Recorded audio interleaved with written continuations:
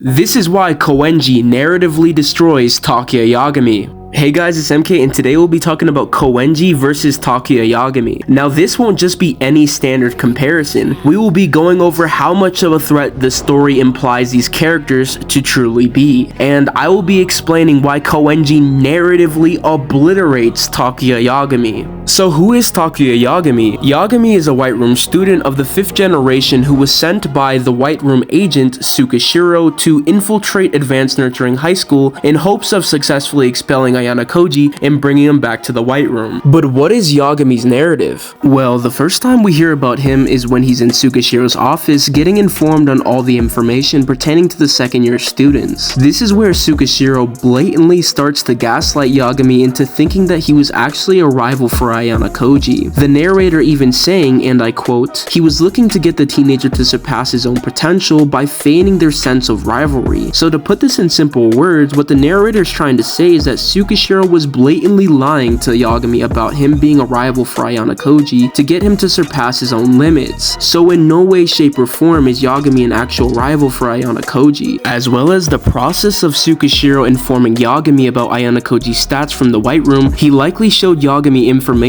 that doesn't actually represent Ayana Koji's full abilities to begin with. We know this is the case because he had an intention to deceive Yagami from the beginning, saying that they were rivals, so there is no way that Tsukishiro could show Ayana Koji's real stats because Yagami would then know that Tsukishiro is lying. And to put more consistency behind this, the White Room couldn't fully count the data pertaining to Ayana Koji's statistics that he got in the White Room because they were just too high. So even if Tsukishiro wanted to show Ayana Koji's stats to Yagami, he literally couldn't because the White Room doesn't have a full gauge on Ayana Koji's abilities. Yagami is a person whose inferiority complex was created by the White Room instructors constantly telling him to catch up to what he believes to be an unreachable god, aka Ayana Koji. No matter how hard Yagami tried in the White Room, he was always told that Ayana Koji did much better than him. This is what motivated him to want to defeat Ayana Koji and take what he believed to be his rightful place as the White Room's masterpiece. And under the orders of Tsukishiro, Yagami infiltrated Advanced Nurturing High School to expel and defeat Ayana Koji by any means necessary. Whether it was expelling Tsubaki and Yutomiya's classmate, blackmailing Kushida, threatening Sato, breaking Kinoshita and Komiya's bones, or punching one of his teachers in the face, the ugliness of Takuya Yagami's true nature knew no bounds. All the plans that Yagami had for Ayana Koji all came crashing down when he realized the tragic reality that he simply was inferior. This realization caused Yagami to have a mental breakdown at the thought of Ayana Koji not even having to deal with him directly to expel him. Yagami goes berserk, declaring that he has nothing to lose, so he'll just bring Ayana Koji's dead body back to the White Room with his bare hands. The first victim of Yagami's rampage was Ibuki, knocking her out with just one blow. Then Yagami proceeds to kick his own teacher, Mashima, sending him to his knees and delivering a thunderous knockout blow. Yagami's rage only going away once he's seen the adults from the White Room coming to pick him up. Yagami's reaction to their appearance is described to be almost like a scared child. I'm not gonna lie, that could never be Koenji, to be honest. So what do we have for Yagami's narrative? The story blatantly implies that he gets absolutely folded by Ayana Koji in every aspect, and he doesn't even need to try or face Yagami directly to beat him. But comparatively, how does Koenji's narrative stack up to Yagami's portrayal? Well, he states for himself that anything he puts his mind to, he can easily accomplish. This man Koenji declared to Horikita that he would win any single exam of Horikita's choice, and that's exactly what he did. Koenji is a literal one-man army. He took on 100 groups of students alone in the special exam, being specifically targeted by Nagamo's army of the entirety of the third-year students. He outpaced dozens of students at a time that were specifically tasked to slow him down and block him off from the checkpoints, and he did this every day for a week and a half. Koenji is such a chad that 2 third-year students tried blocking his path, and he simply walked through them with sheer force. The 2 third-year students even said that the force of Koenji's push felt like they were trying trying to stop a massive boulder. He also has a certain ability where he can sleep less than normal people require and fully recover his strength, and this is exactly what he did on the island exam. No homo, but this is where we get into the interesting part.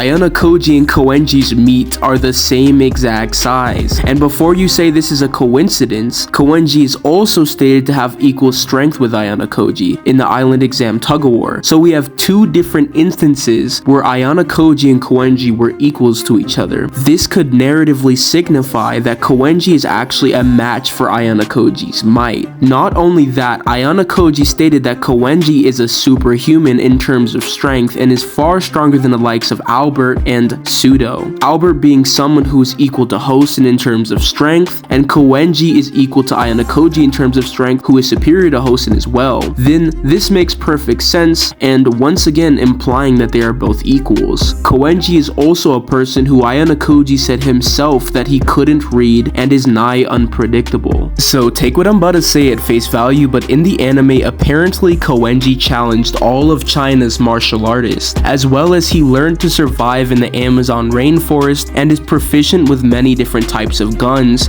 because he practiced in America. So what have we got for both Yagami and Koenji? Yagami being someone who's narratively implied to not even be a worthy opponent for Ayano Koji and to be someone who would get no diff if he engaged with Koji directly, while Koenji narratively has multiple instances where he has been equal to Ayano Koji in terms of ability. The true limits of his academic and physical ability cannot be deduced, nor can Koenji's intentions be read by Ayano Koji, and the cherry on top is just whenever Ayano Koji talks about Koenji, he always stresses how impressive he is, while when he talks about Yagami, he blatantly doesn't even view him to be a threat or rival and sort of just chalks him up to be a chump. So the conclusion of the video is that Koenji narratively obliterates Takuya Yagami. But let's not get it twisted, outside of narrative, Yagami still beats Koenji in a fight based off his better speed feats. I hope you guys enjoyed this video. If you did, please join my Discord server in my bio, like the video, subscribe, and comment down below any of your agreements or your disagreements. Thanks guys, peace.